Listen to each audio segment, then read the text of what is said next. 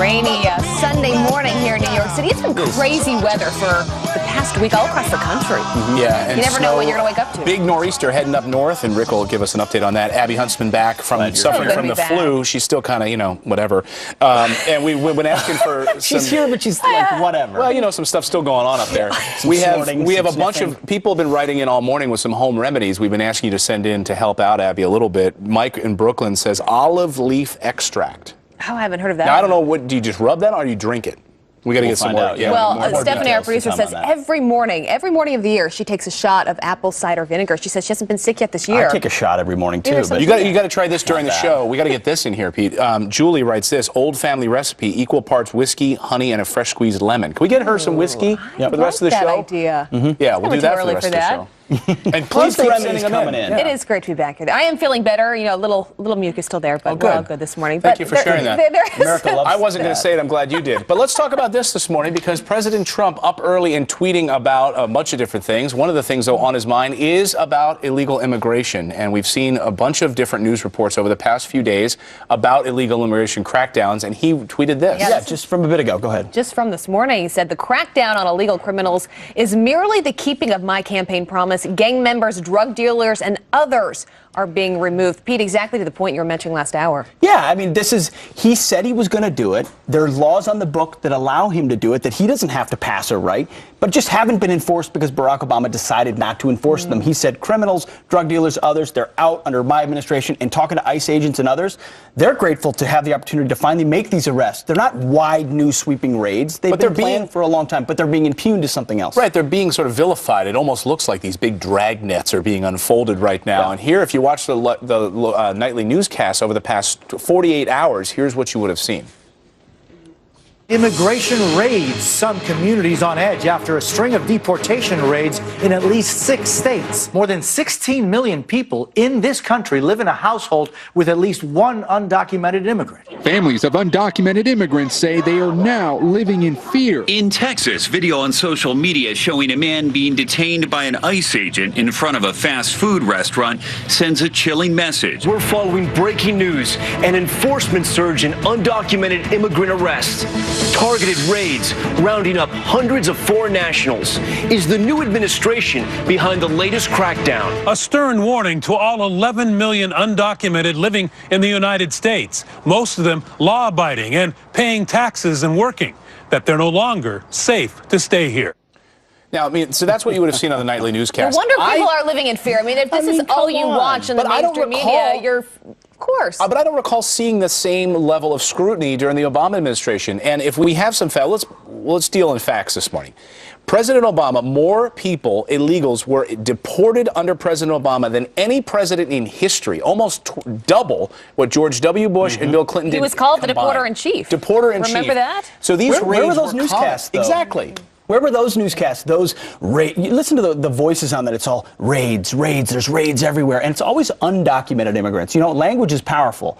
No, what it is illegal immigrants who've committed criminal acts, which is what President Trump has talked about. Take, for example, Los Angeles. There were 160 arrests over Thursday and Friday of illegals. 150 of those 160 had criminal histories. Of the 10 that didn't have criminal records, 5 were already marked for deportation.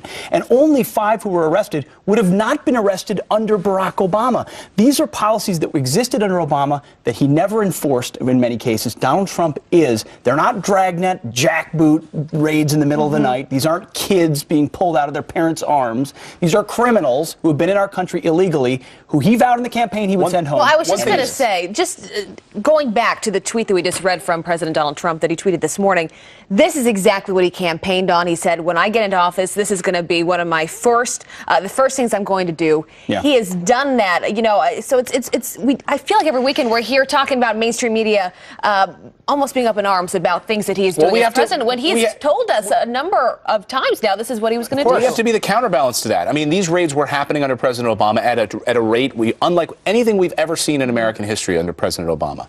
These raids were happening at chicken factories in Georgia all the time. The problem, though, that when they were happening there is that ICE agents felt like their hands were tied. They would deport these individuals, and these individuals would come right back. A new crop of people would come right back. They'd show up at the chicken plant, and they'd deport them, and new people would come in for the first time, you're hearing from ICE agents saying, we feel like we can now do our job. Well, and you can do your job and not have to catch and release program when you then also build a beautiful wall on the border that prevents people from continuing to come back time and time again. So you have to deport time and time again. Yeah. The problem, Clayton, is that it's not just on this side of the border where President Trump is facing resistance. There's groups now in Mexico vowing to jam U.S. courts, trying to overburden the immigration court system here, which is already heavily overburdened. But they're basically instructing illegal immigrants to keep appealing and appealing and appealing, and they're willing to fund that to jam the court system right, here. to make it overly complicated. So they're saying if you are going to be kicked out, file a lawsuit. How many of them are we talking about? I mean, imagine how jammed up the courts could be and how long this could potentially take.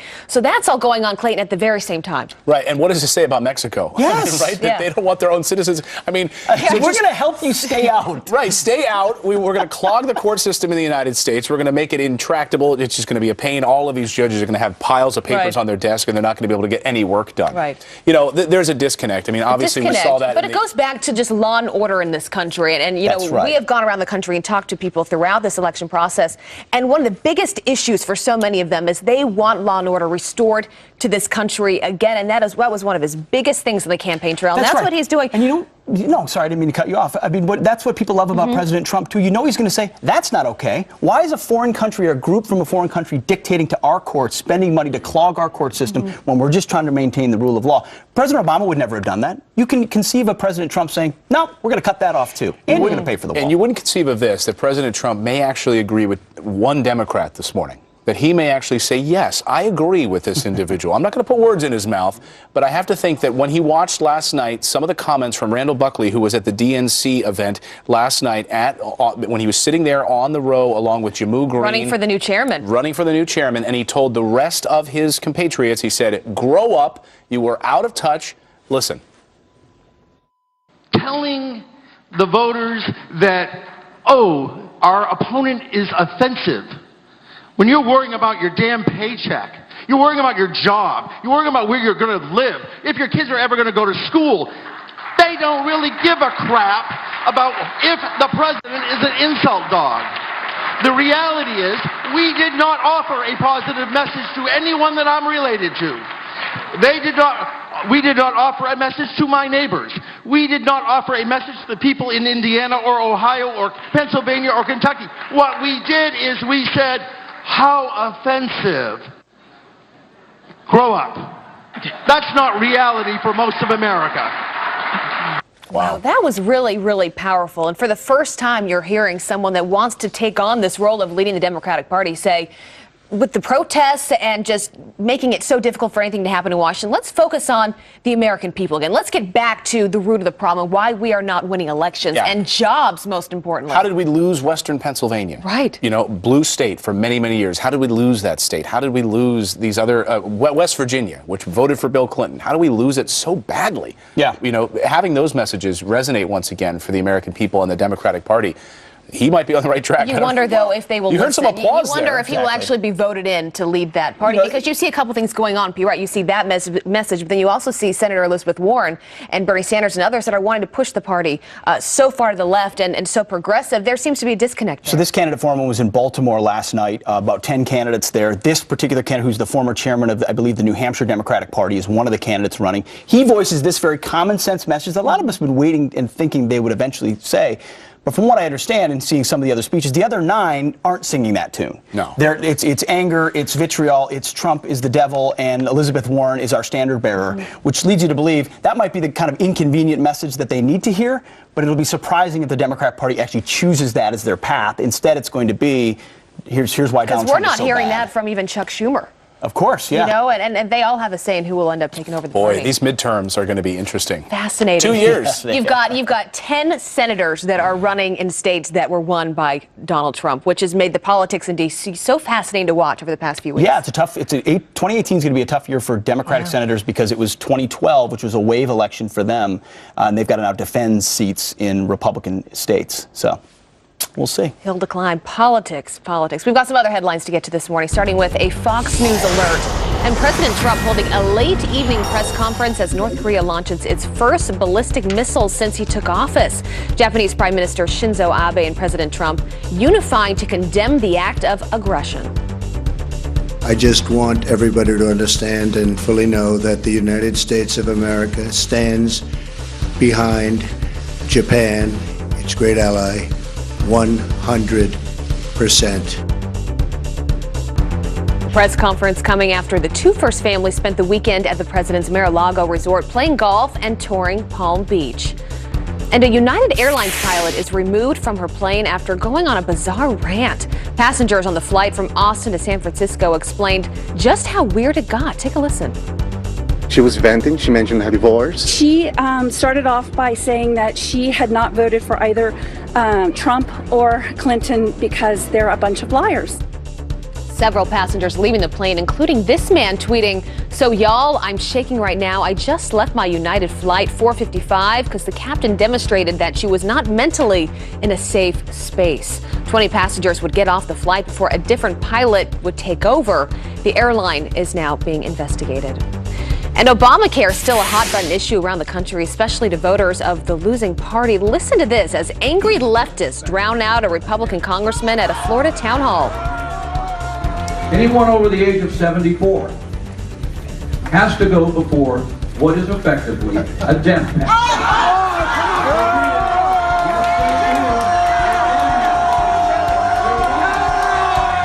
Who here has read the Affordable Health Care Plan? I seriously doubt that.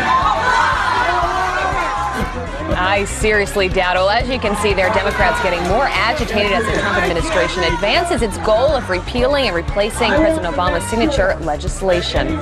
Those are some of your headlines. Wow, that was a moment. Doubt that. Yeah. Seriously doubt that. Who read it? I don't know. I'm going to read the prompter now. Protesters outraged over the president's order preventing refugees from coming to the United States. But filmmaker Dinesh D'Souza says the U.S. is a country of immigrants, not a country of refugees. He'll explain the difference when we come back. And one newspaper takes fake news to a whole new level. Did you see this? Yeah. Do you see what's wrong with this picture? I'm looking for this. Is hilarious. This was a real story. Wasn't The Onion.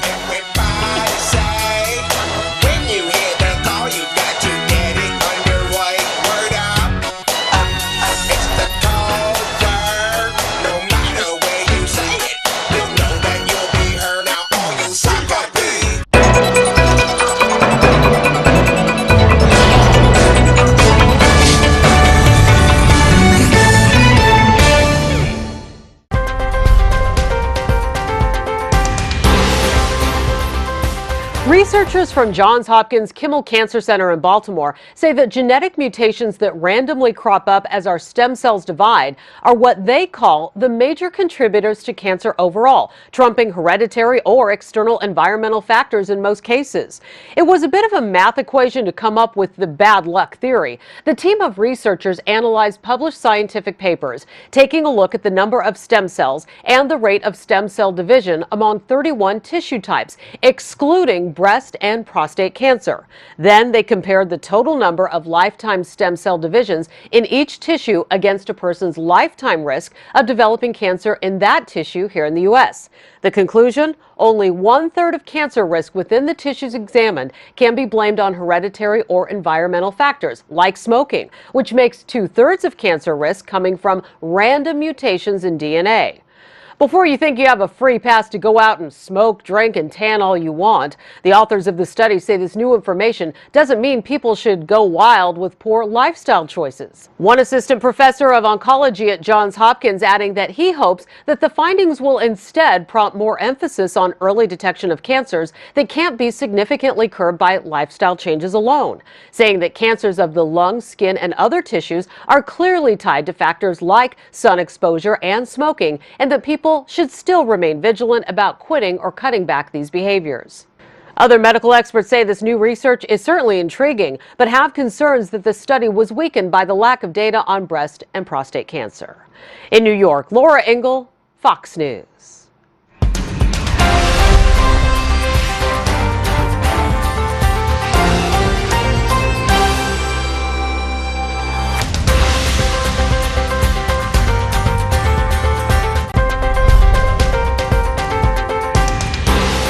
Welcome to Digital MD. I'm Dr. Manny. Doctors at Children's Mercy Kansas City have figured out a way to keep tabs on some of their sickest patients.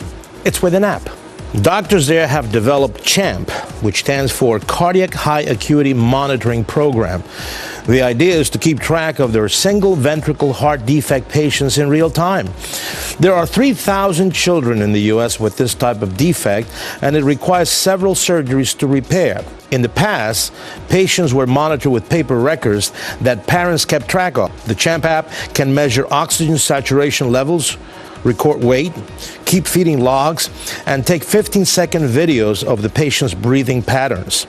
The aim is to enable quick intervention if the patient is in danger, and to also decrease the burden for parents. With the latest in health at your fingertips, I'm Dr. Manny, Fox News.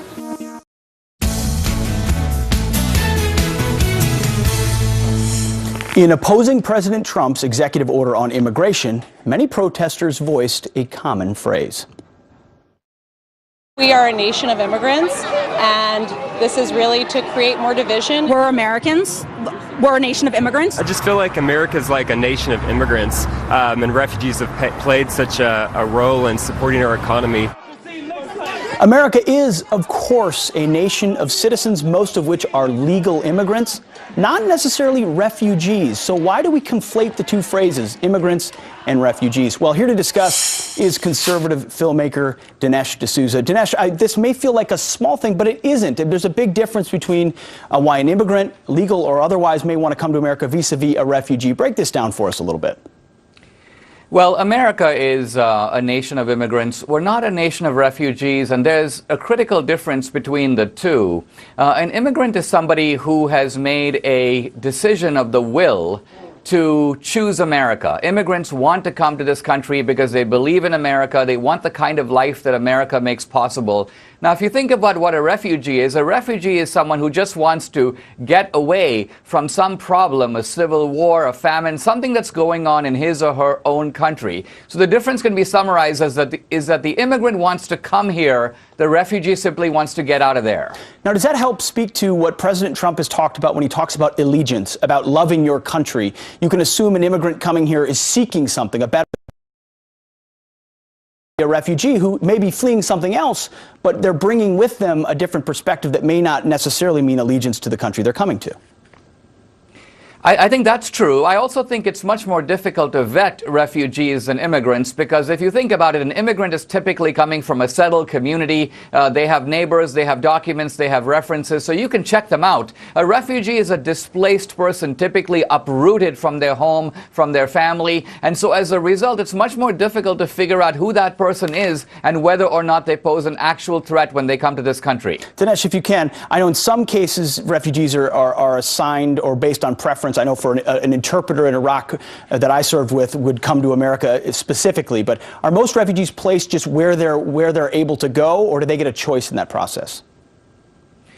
Well, I think the crucial issue here that bears on Trump's travel ban is simply this, and in this case, there's no difference between illegal immigrants and refugees. The primary duty of any government is to protect the security of its own citizens. If we go back to the theory of the American founding, that's why we have a government at all, to protect us primarily from foreign and domestic thugs. It's kind of like if someone were to bang at your door at night and say, listen, my car broke down, I'm in distress, you gotta help me. Your decision to help, humanitarian though it may be, is going to be subordinate to the protection of your own family, and it's the same thing here. Sure, you don't necessarily have an obligation to open your door and say, stay in my living room while we figure out what's going to happen. There are any number of different options where you can still be helpful to that particular person. Dinesh D'Souza, thank you very much for breaking it down this morning. We really appreciate it. My pleasure. You got it. All right, President Trump meeting with sheriffs from across the country to talk about restoring law and order. What changes do they hope to see in their communities? We will ask a panel of sheriffs next.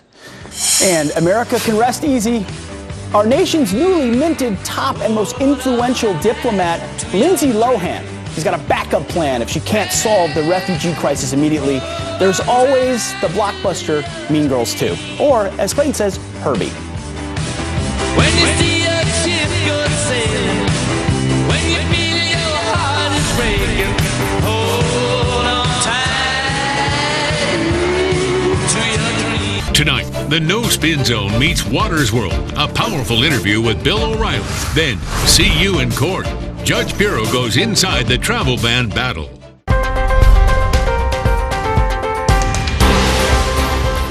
A new study raising concerns about that cell phone in your pocket, fellas, especially if you're a man. Researchers say mobile devices could actually have a damaging effect on your male fertility. Dr. Dees, professor of rehabilitation medicine at NYU. How are you, doctor? Nice to see you. Studying England, right? Yeah, exactly. 1,492 men. Is that a big sample, or is that just kind of so-so?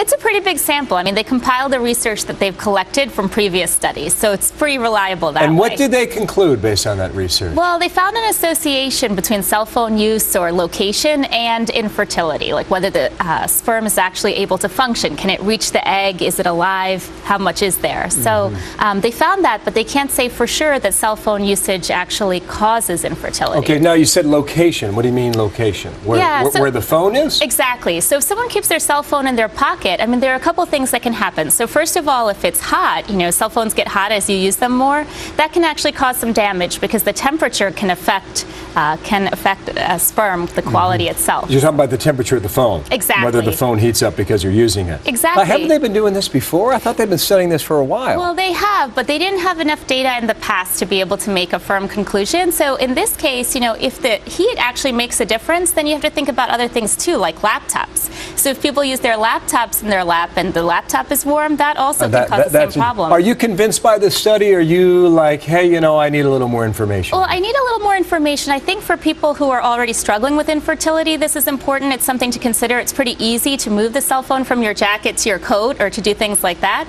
But I think that for the average person, they shouldn't necessarily get alarmed from these results. All right, that's a good clarification, but they talked about male fertility, but they've been doing studies for years on whether or not this affects the brain. Exactly. Now, what are we to think? What are we to take away from this? I mean, is there credibility here or not? Well, there is some radiation that comes from cell phones. So it's a really small amount, enough that you don't really think about it normally. But it is something that can cause damage. So it can cause local chemical reactions. So if it's in your trouser pocket, it might cause some damage there. If you're talking on your cell phone all the time, it could cause headaches or could cause other problems. But we really need a little more information to say for sure. So, I mean, are you cautioning people to rethink their habits, or? Well, all their habits not? maybe. So, I mean, they can look at their cell phone use, but computer use, some of these other things like smoking can also affect infertility. Yeah. So from this study, it's not enough to be able to tell for sure what to do, but it is enough to kind of give you a heads up. Take a look at what you're doing. So, guys, you've been warned out there now. Dr. D said it. Thank you. Thank you. All right.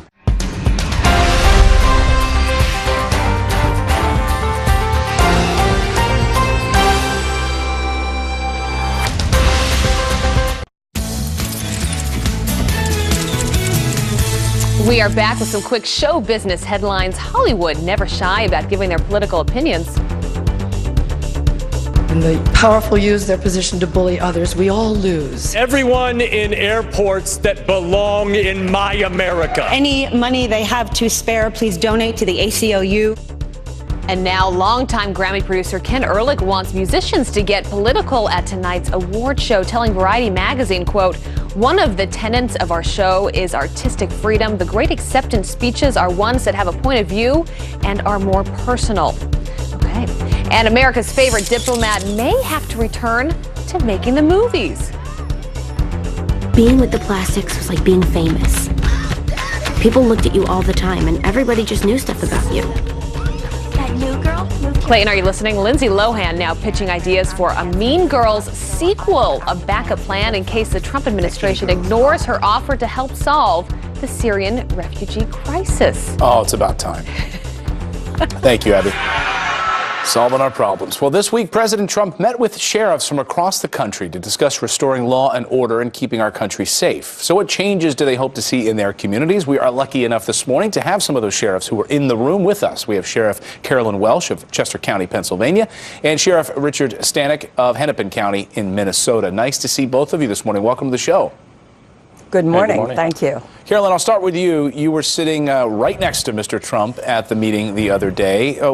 What did you feel the level? Did you ever have this level of communication with the federal government before? No, and it was really a paramount part of President Trump's campaign when he was a candidate and when he was president-elect to emphasize his law and order platform. And the fact that he invited the nation's sheriffs, there were sheriffs in that room from all over the country, to come in and speak to him in that setting, to let him know our concerns, our issues. It was a very powerful moment to have the President of the United States meet with the nation's sheriffs. Richard, you were in the room as well. What was your impression of the meeting? You know, I thought the president was very forthright.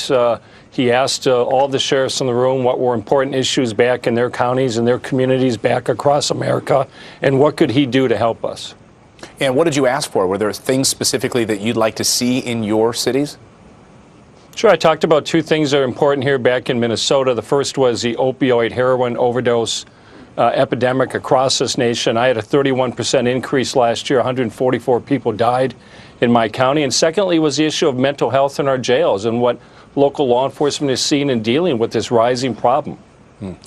Carolyn, what did you ask for? What did you like to see? What would you like to see from the federal government to help in your community? I think the very powerful message from the president was his support at all levels of law enforcement and increased and better communication with the federal, state, and local law enforcement, the support, and also he used a term that hasn't been used frequently, and that is to help strengthen the bonds in the community with the county sheriffs. The sheriffs are elected by the citizens in their community, and our job is to protect and serve. And the president's job is to protect and serve the nation. So there was a wonderful level of support with communication, cooperation, and an understanding that the president had our back, and we assured him we have his. Well, one of the big buzzwords of 2017 has been sanctuary cities. And Sheriff Stanek, I know you brought this up and talked with the president about this. What concerns do you have? What would you like to see in Minnesota? Well, first off, we told him that in Hennepin County, there is no sanctuary for criminals anywhere in Hennepin County, and we think that resonates with the public. That's what they want. What did he say? You know, he said that he would continue to work with the sheriffs. We talked about the pending court decisions. We talked about the rule of law.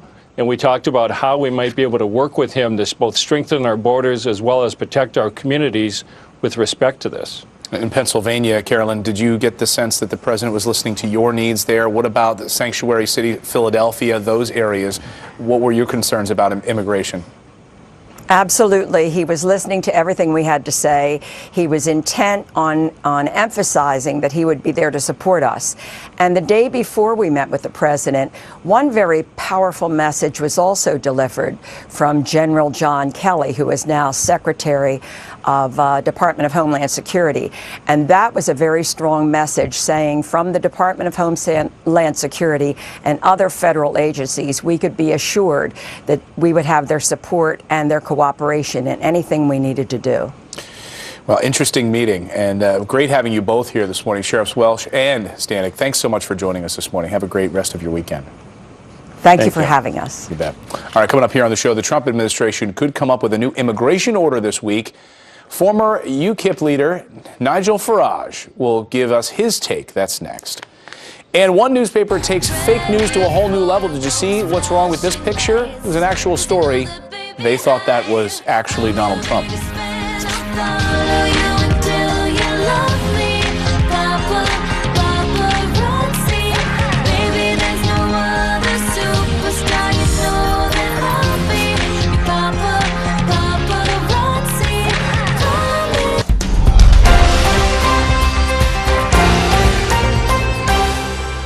A report from the World Health Organization finds 9 out of 10 people around the world live in areas with excessive air pollution, with 92% of us living in places where air quality exceeds limits set by the UN agency. It is extremely important to put this data outside for politicians to understand, for citizens to be aware of this, for countries to take action. The WHO says outdoor air pollution causes some 3 million deaths each year.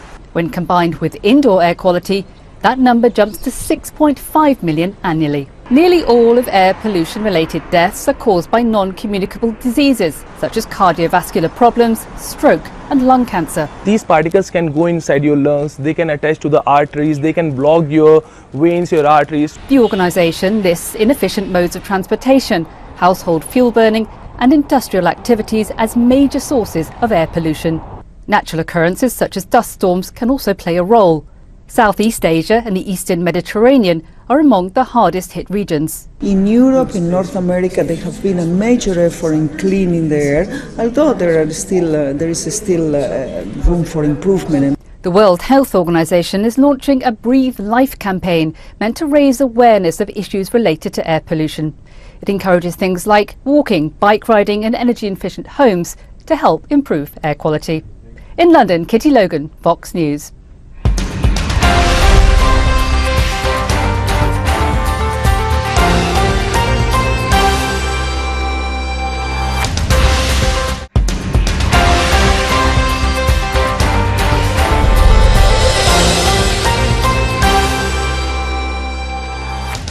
Pope Francis continues his transformation of the Catholic Church, announcing Monday that all priests can now absolve a woman who confesses to having an abortion.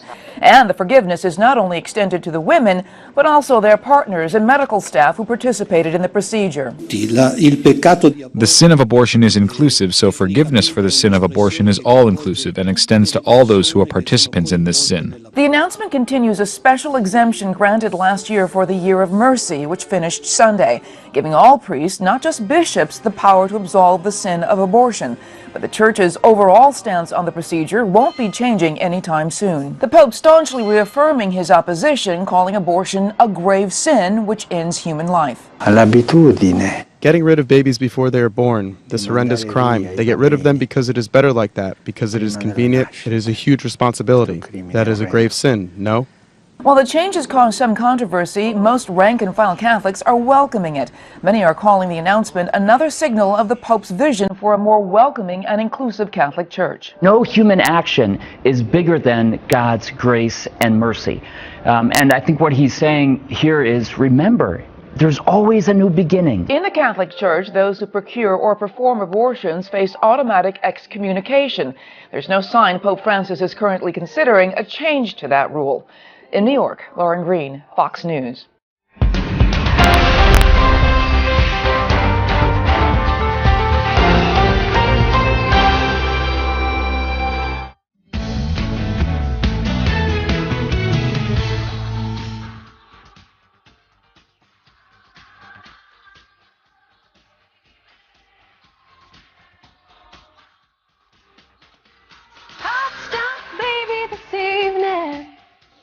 You looking for some hot stuff? You found it. Got it. Right. Look out, America. Hey, Abby Huntsman is back this morning. You know, she's been suffering with the flu. She had a bag of ice on her head. Like, I thought those were fake. You know, like the bag of ice, like in the old It's like a cartoon thing. Yeah, the Bugs Bunny cartoons. Like, but you actually were sitting. Yeah, so I suffered all this last week from the flu of 2017. I know so many of you watching have had it, or your kids have had it. It has probably infested your house. It is so bad. Your head is throbbing. You got to get a bag of ice and just stick it on top.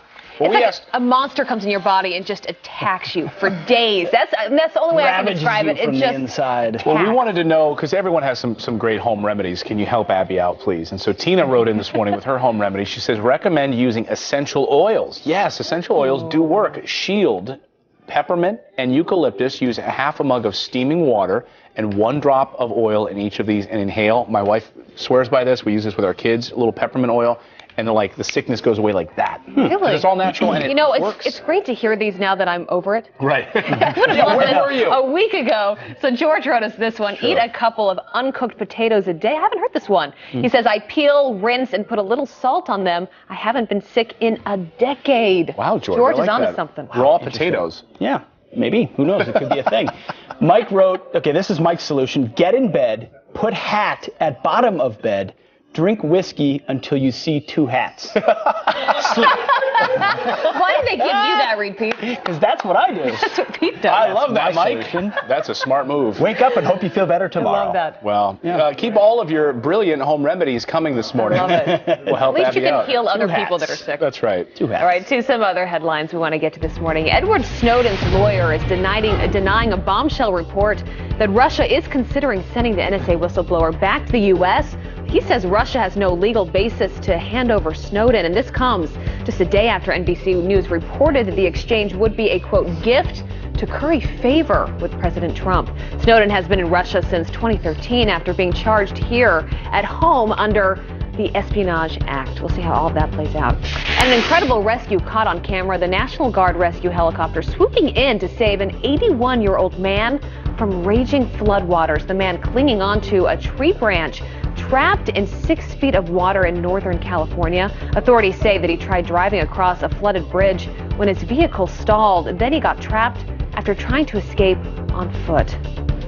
And there's this morning, a major crackdown on food stamp fraud in Ohio. State officials announcing a new measure that would put photo IDs on all food stamp cards. A recent audit of the state's whopping $2.5 billion program found several weaknesses in the system, opening the door for fraud and scammers. Critics of the bill say it could intimidate those who need help. And it is a whole new level of fake news. Alec Baldwin's over-the-top impression of President Trump on Saturday Night Live is apparently very convincing. Look at the front page of this newspaper in the Dominican Republic. This is not a joke, by the way. The paper using a photo of Alec Baldwin as President Trump without realizing it was not the actual president. The newspaper quickly apologizing for that mistake, saying they both look just so similar. They had that same problem with Sarah Palin. Remember when Sarah Palin and Tina Fey? Yeah. There were like a lot of different newspapers and that would run video of Tina Fey by accident. But there's one man you can never mistake because he's one of a kind, and it's Nigel Farage, the former leader of the UKIP party and Brexit movement. Nigel, thanks for joining us this morning. First, Abby's been sick with the flu. Is there a British remedy for the flu that we're not aware of? Scones? No, I'm not. And it does seem to me, actually, when it comes to flu, that men seem to suffer or complain more than women when they get it. I like that. That's very true.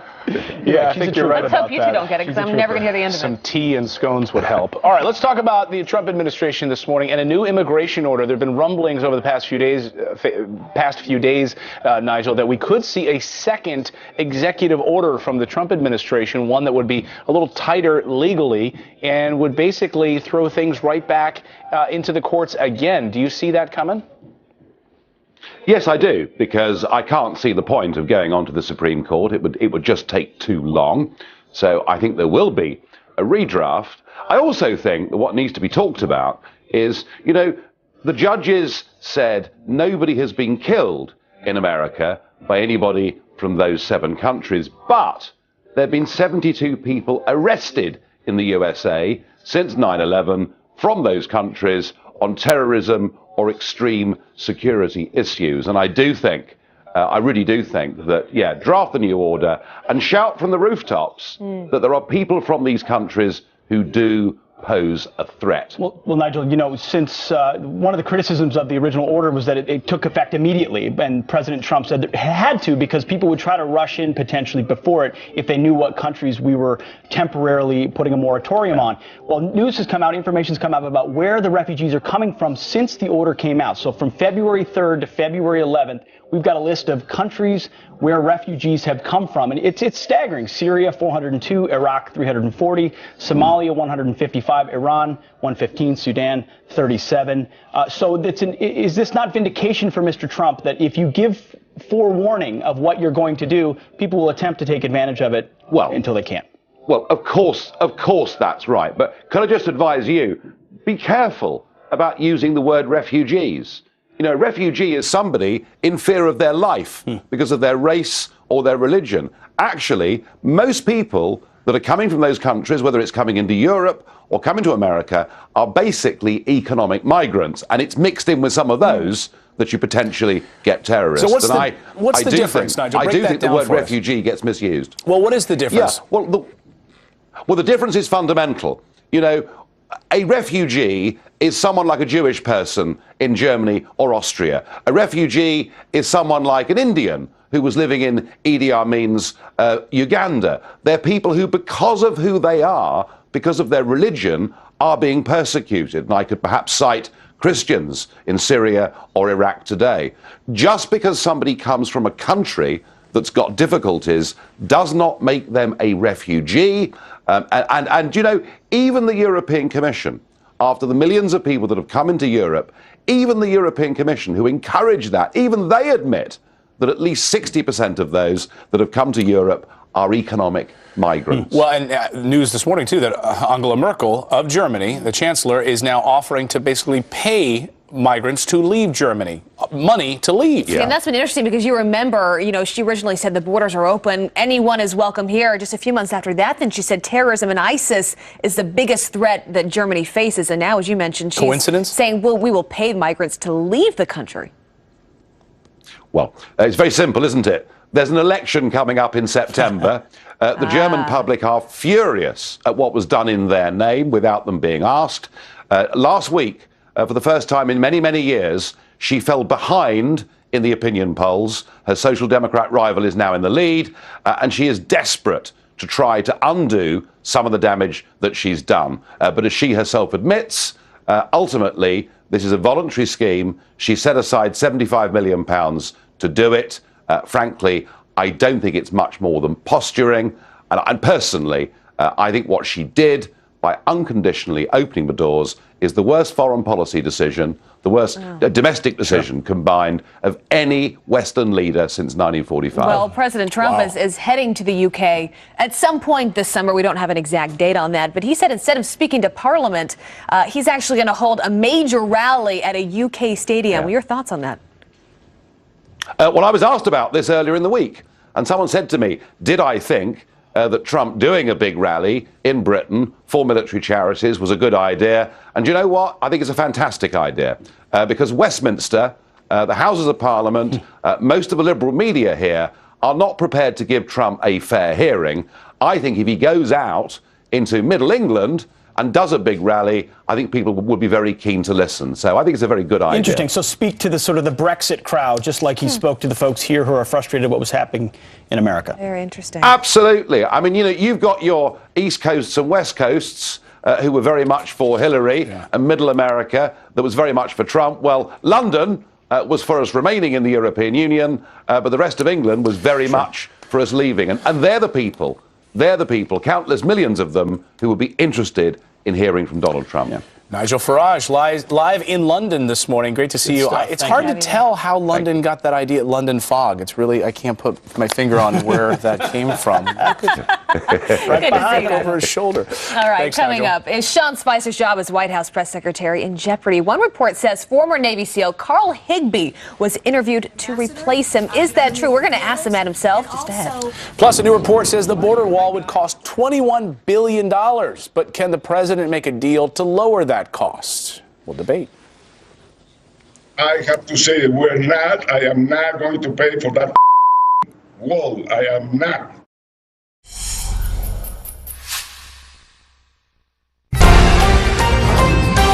Hello to our fans in Eretz Yisrael, Israel, and thank you for watching us on Hot.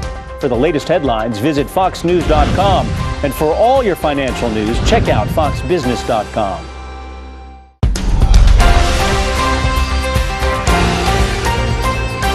The average price for a gallon of regular $2.77 at the pump. Part of that price at the pump we all pay is the gas tax imposed by each state and can reach nearly 70 cents per gallon.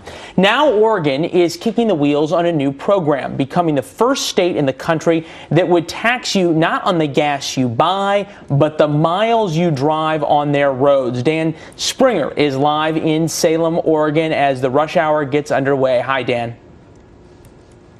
Yeah, hey Leland, the program is called Origo, and it might be or a stop if people get on the roads and decide they don't want to pay by the mile, but it is the first system, pay by the mile system in the country. It launched yesterday, but some people in Oregon would like to have this go national, and everybody pay for the roads this way. 5,000 volunteers, if they can get that many people signed up, will have a small device installed under their steering wheel. It will track their driving and charge their credit card $0.015 for every mile driven. Transportation officials say an influx of electric and hybrid vehicles has left the gas tax flat and not able to keep up with road and bridge maintenance needs. Oregon was the first state to have a gas tax way back in 1919. It's now 30 cents a gallon, but as cars become more fuel efficient, the tax hit is less. I've been freeloading on the highways now for 20 years, driving electric cars or hybrid cars, getting at least 40 miles to a gallon. So I haven't been paying my share, and I really think I should be paying my share. Yeah, more taxes for him. Oregon has been studying a tax by the mile system for 15 years, but it's not alone. 28 states are in some stage of development. All the others will be watching Oregon closely now. And there are concerns. One is cost. The gas tax is pretty cheap and easy to collect, but the Origo vendors will chew up, get this, 40% of what's collected. Some worry about taking away one of the big incentives for people have for buying electric and hybrid cars. And then there's the fear of Big Brother and the future loss of privacy. To put a GPS